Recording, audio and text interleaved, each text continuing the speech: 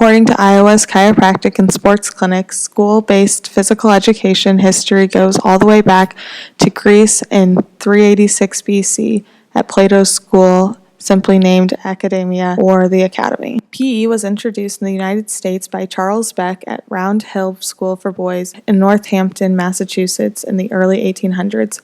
By the 1820s, other schools started integrating physical education into their curriculums as well. PE started being led by the classroom teachers, and grades were commonly based on skill level.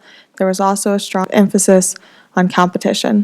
When physical education was first implemented in schools, it was almost always segregated by gender. Men and women had different curriculum, which for women included shortened matches, special rules, and techniques in sports.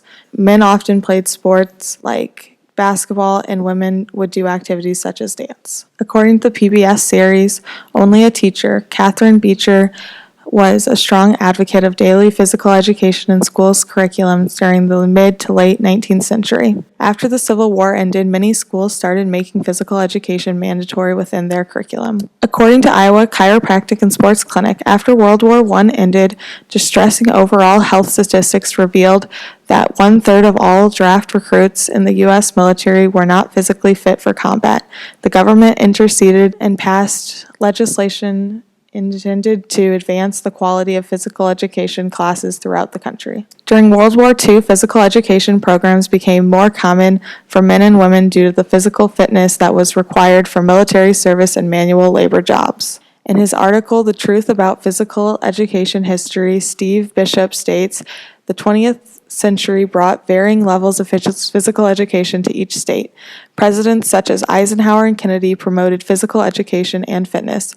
Children took presidential fitness tests each year to assess their physical fitness level. Bishop says in 1972, Title IX banned sexual discrimination in schools regarding sports and academics.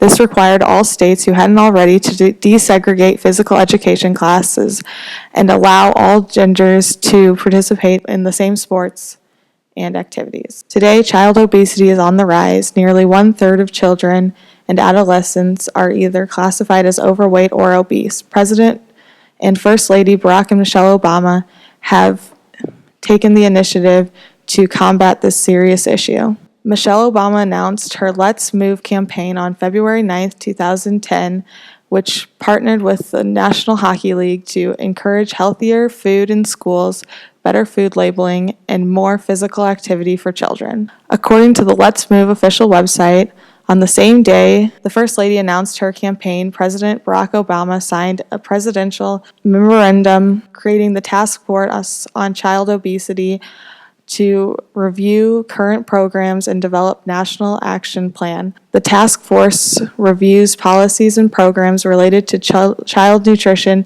and physical activity. It hopes to create change through the National Action Plan with 5 goals. 1, creating healthy start for children. 2, empowering parents and caregivers. 3, providing healthy food in schools. 4, improving access to healthy and affordable foods. And 5, increasing physical activity. Even with the history of our country putting an emphasis on physical education, according to the New York Times' Al Baker, 95% of high schools and 84% of middle schools require physical education. However, only 69% of elementary schools do. This is largely due to the No Child Left Behind Act, which pushed the need for students to perform well academically. Other classes like PE were reduced or cut altogether. Researchers have found that physical education and getting kids active throughout the school day have more than a few benefits. Baker states, besides its value in fighting obesity, physical education has also been linked to some studies to good academic outcomes. He also says physical education can help students develop the knowledge, attitudes, motor skills, behavioral skills, and confidence needed to adopt and maintain physically active lifestyles. According to a recent study done in California, an analysis of fitness testing results from more than 800,000 students in California revealed a significant positive correlation between physical fitness activity, achievement, and performance on state achievement tests in reading and mathematics. According to Baker, evidence suggests that level of participation The degree of skill and the number of activities mastered as a child directly influences the extent to which children will continue to participate in physical activities as an adult. The current effect of potentially cutting physical education from schools is up for debate from school to school. There is unfortunately a lack of discussion on the topic in educational circles. There is a downward turn in the concern of physical education. This lack of focus on this subject has caused the issues to be put behind other issues related to education. There are some pros to cutting physical education from curriculum. For starters, the biggest positive and argument for cutting physical education is it will give students more time to focus on learning and the core subjects such as math, English, science. Geyer quotes, "There is a focus on the test scores and academic accomplishments, and there is a belief that schools need to cram all available time into academics. This theory can be put into effect if physical education was cut. This can lead to improved test scores and provide more time for students who need more time and practice on certain lessons and/or topics. Improved test scores are very important in today's age of education. With improved test scores, students can get into honors classes and become more likely to be accepted into colleges." Another argument as to why it would be a positive to cut PE is it would give the schools and districts more money to spend on other needs. These can be athletics. The excess money can help schools pay for teachers and newer supplies as well. This new money can be divided amongst the other elective sports, etc., to help fund those more. Cutting of PE would give schools the necessary extra funding they need to enhance student learning. Another way the money can be spent is to use the money to increase teacher pay for the remaining teachers. This increase in pay can lead teachers to remain at the more challenging schools, such as public schools in the city of Chicago, because the pay is not as small. Another pro for cutting PE would be giving students who fear going to PE or doing any physical activity a reprieve from the stress of PE. They will not be asked to compete physically amongst his or her fellow students. Some students may also have a fear of changing in front of others or showering, and the cutting of PE stops this fear from occurring. With every positive, there is a negative. There are several negatives to the argument against cutting physical education. One main argument against to why PE should not be cut is the huge job loss that would ensue because of the cuts. Current physical education teachers, as well as those studying to become PE teachers, will have to find new work. Their jobs and careers will be removed in an instant, leaving them alone to find a new career. The second main argument against cutting PE in schools is the idea that obesity amongst children will increase as a result of the lack of physical activities the students will undergo. Without the daily PE classes, some students may get little or to no physical activity in their day.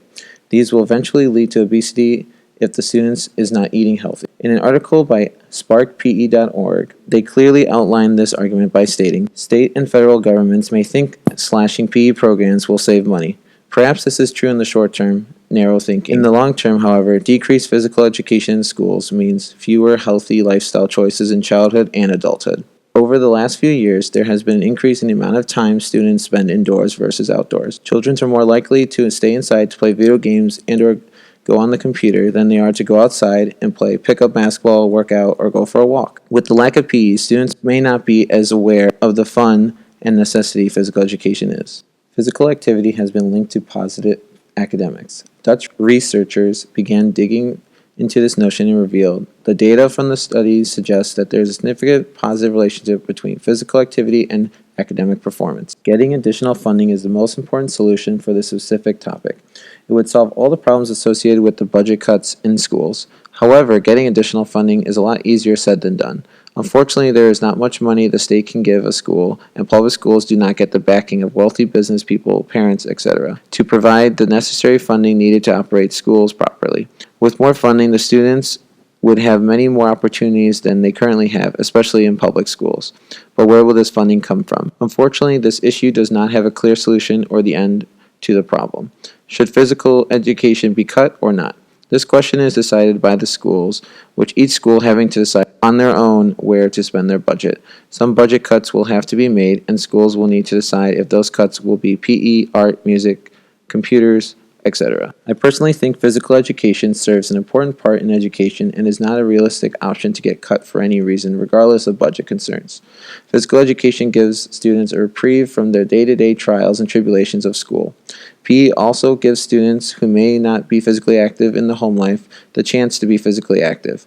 Limiting obesity in children should be a concern the world must and should have. In my opinion, physical education is necessary in the school system. It gives children an outlet for some of their energy and instills healthy habits for later in life.